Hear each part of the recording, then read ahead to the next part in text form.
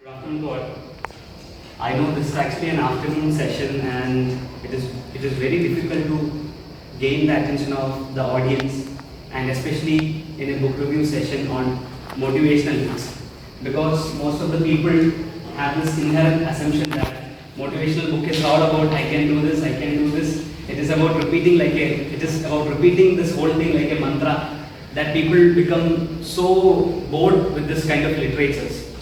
But the book that I have chosen, like when I got this opportunity to do this session itself, I had kind of erased a lot of books, possible books that might come up, like The Alchemist, The Power of Subconscious Mind, Secret, most of these books, because there exists a very thin line between the self-help literature books and the spiritual kind of books that exist. So most of the times, what I have observed while reading all these literature is that the audience who might be kind of little bit detached from these kind of books that are discussing these spiritual dimensions, they might feel this book very far-fetched, or they won't be able to relate with those kind of books. That is the exact reason why I chose this book, The Psycho-Cybernetics by Dr. Max Waltz. So Dr. Maxwell Waltz is actually trying to picturize how a person is able to achieve some level of success in their life. Now, this term psycho-cybernetics might actually intrigue you.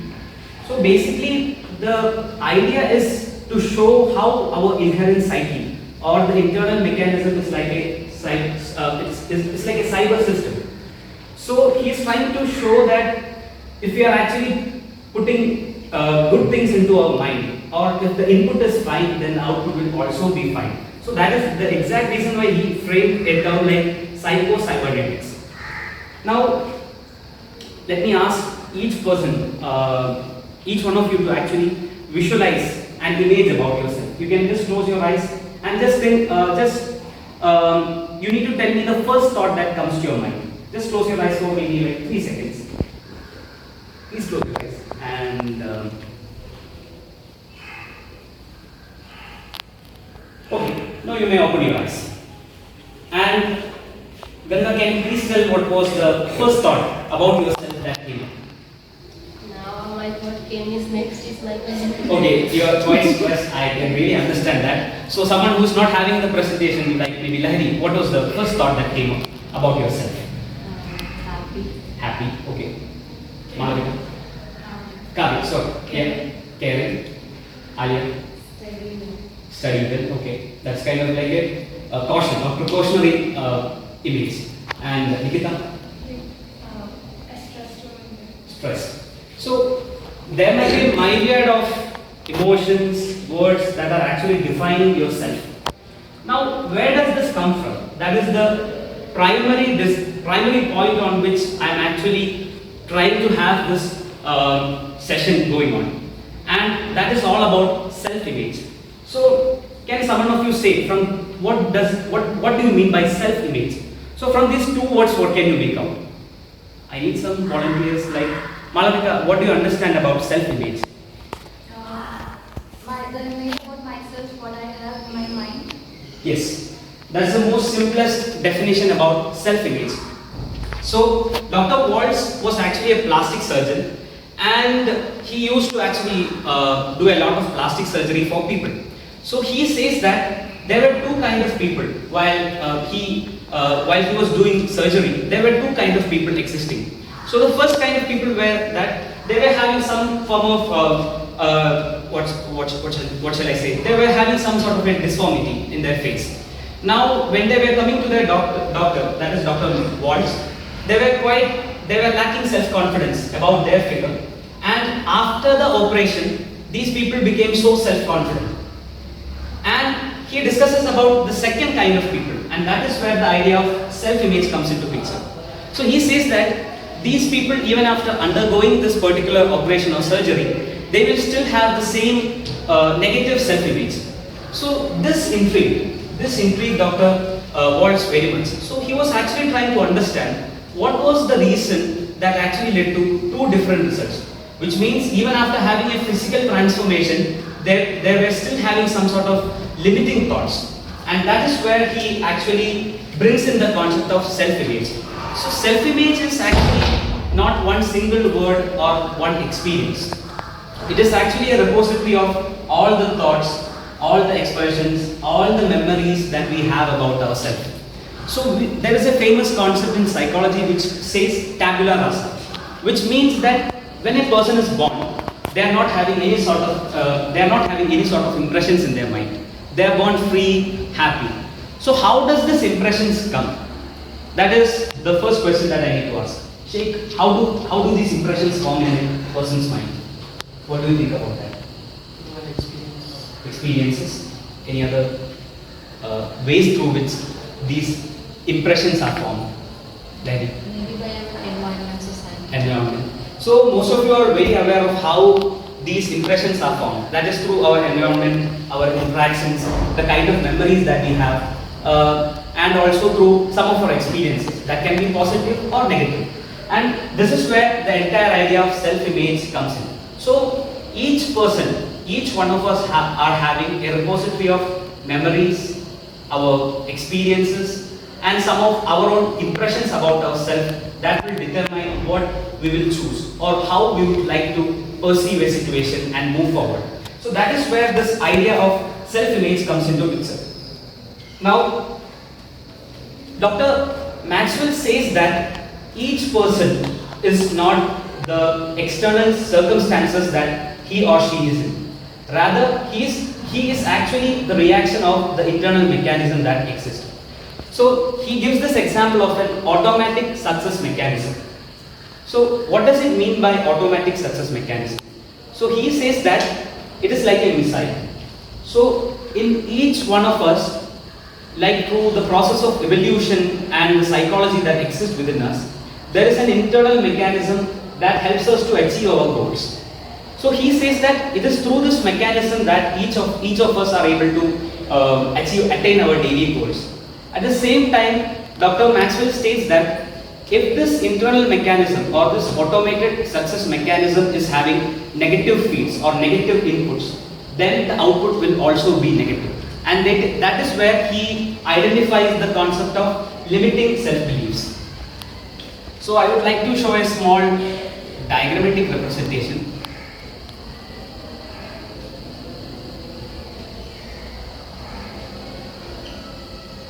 So this is the first case that he uses. As you can see, this is the potential that a person has in his life. But as I said, the kind of self-image that each person has about themselves can significantly impact on how they will perform in all aspects of their life. So Dr. Maxwell states that this is the actual potential that a person has. But due to these experiences, due to the kind of traumas or due to the kind of memories that a person have about themselves, they get limited within this imaginary limiting belief. And this is primarily due to the negative self-image that a person has. Let's say, for example, this will be very relatable for all of us. So how many of you fear maths as a subject? You can confidently raise your hands. I was one of them and continue to be one. So how do you think you started fearing maths? Can you narrate your experience of how did you fear math as a subject? Like, my parents were teaching this clock numbers Yeah. and everything, and that was the time they just beat me. So that trauma is still there. so the kind of fear. Yeah. So you always attach math to fear.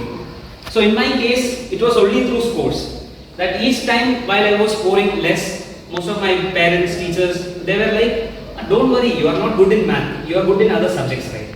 So that kind of a limiting belief was created in my mind even without my knowing. So how did this happen? It is not that I simply decided that one morning I just got up and said that maths is very difficult for me. No, it was through the interactions, the day-to-day experiences that I had, which actually created a perception that math is difficult for me.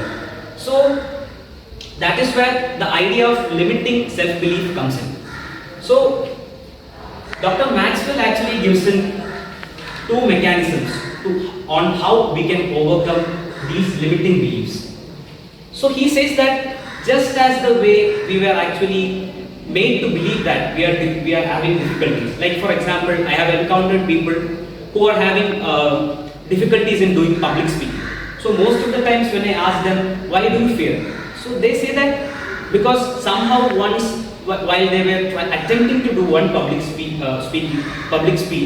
somehow they stammered in between, or somehow they forgot what they were planning to tell. So just one experience and the kind of thoughts that they were having. So Dr. Maxwell states that it is not just the experiences, it is also the kind of thoughts that we are having can actually lead to this situation of limiting belief. So he states that it is the combination of a hypnotist. So he calls this as hypnotism. It is not just simply psychological term of hypnotism. Rather, he says that when we are actually accustomed to one or more instances of fear or failure, we kind of unconsciously create certain limits within our mind. And this is what he calls as hypnotism. Now, what is the solution that Dr. Maxwell states? That is the idea of de-hypnotism. So, from the term itself, it is very clear. What does de-hypnotism mean?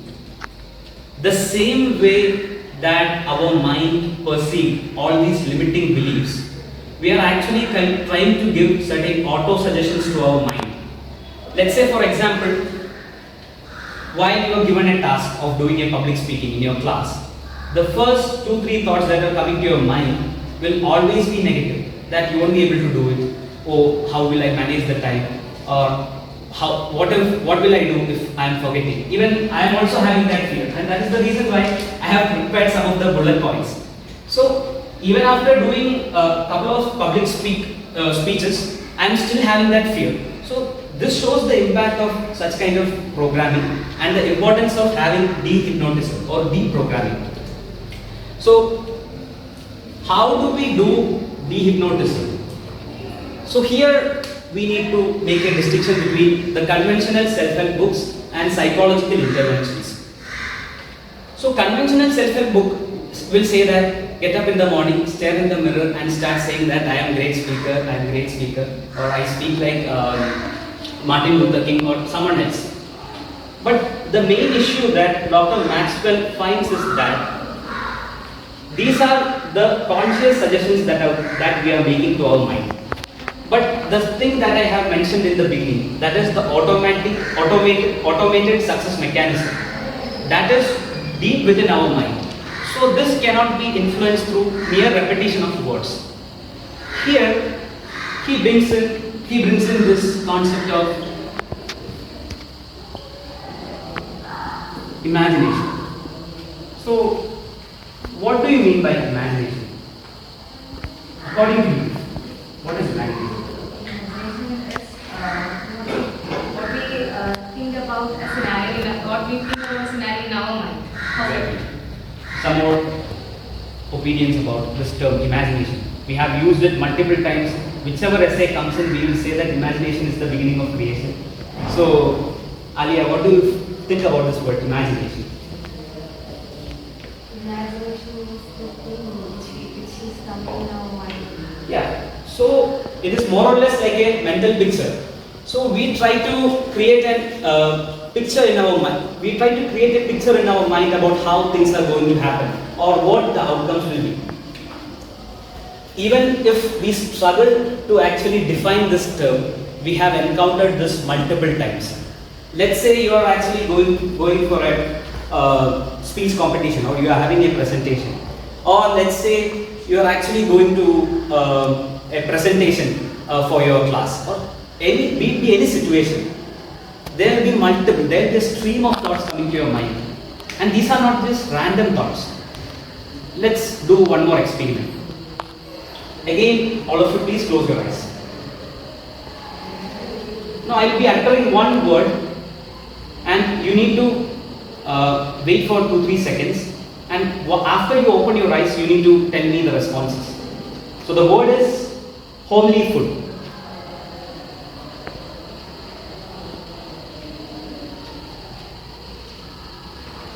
Okay, now all of you please open your eyes. So what was the kind kind of images that came to your mind when I said this word, homely food? Sir, what was it for you? I was thinking of rice porridge, which we normally call as kanni. Yeah. And Ganga, what came to your mind about homely food? I'm thinking about that. You know, I don't want to eat food. Yes, I'm telling I want to eat. But here I'm missing those foods. Exactly. So when this term homely food came into your mind, it was not just image. You were able to make some presentation, or you are going for some competitive exam. Your mind starts to give you such detailed imaginations or pictures about the outcomes, and these are going to be very negative. That while I'm walking in, suddenly I just trip over something and fall, then I become a jock in front of the class. It will give you all the possible negative outcomes that are possible out of that situation.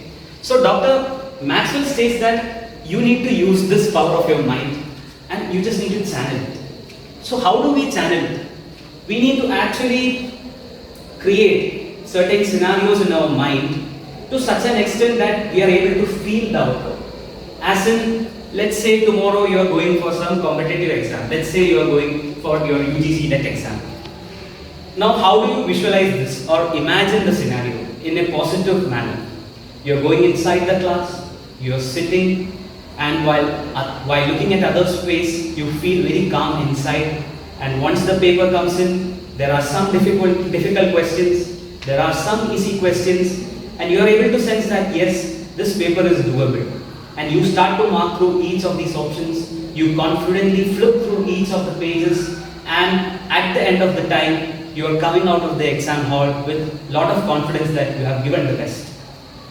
This is the level of imagination, this is the level of auto-suggestion that you need to give to your mind.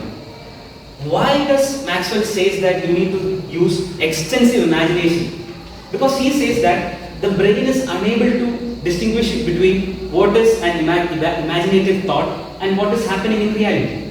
That is exactly what we did here. When I said the word homely food, your brain started to give so much realistic sensations to your tongue, to your eyes. You are able to smell somewhat. And that is the power of imagination which Dr. Maxwell suggests each of us to use. So, towards the final part of this book presentation, he is actually giving some more suggestions on how we can manage our mind.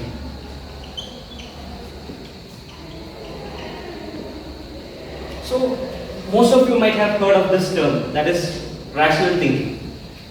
So, rational thinking, what does it mean? It means that you are making certain arguments based on logic or reasoning. So, doctor says that even though it is very easy to say in word that we need to imagine things, the moment we are starting to imagine something positive with regard to a situation, the mind will be giving you lot of things. Now, what kind of things? Let's say that tomorrow Lahiri is actually going for a competition for public speaking. Now, in the morning, Lahiri gets up and she is thinking of the same way I just narrated now, a very positive imagination about the event's outcome. Now, the mind will give you certain experiences or past memories. Like once you might have, while you were speaking, you might have forgotten something, or you might have stammered in between, or something like that. Now, at this moment or at this juncture, what Dr. Maxwell states is that you need to use the power of rational thinking. What that means is, the moment such a kind of negative thought comes up, you need to remind your mind that that was just an event. See, the outcomes of an event might vary from one to another. So in one event or one exam you might have failed. Doesn't mean that you need to take up that whole burden and continue with the fear and guilt. So that is why he states that we need to actively make use of our rational thinking. Let's say that you are actually going for an interview, and when the mind starts giving you these kind of suggestions based on negative experiences and traumas, you need to make use of your rational thinking. When the mind gives you that, you need to tell your mind that that was just an event, or that was just one exam. So that is the idea of rational thinking. Now, the last three concepts that Dr. Maxwell discusses is about happiness, releasing guilt, and finally a happy life. So these three concepts are very related.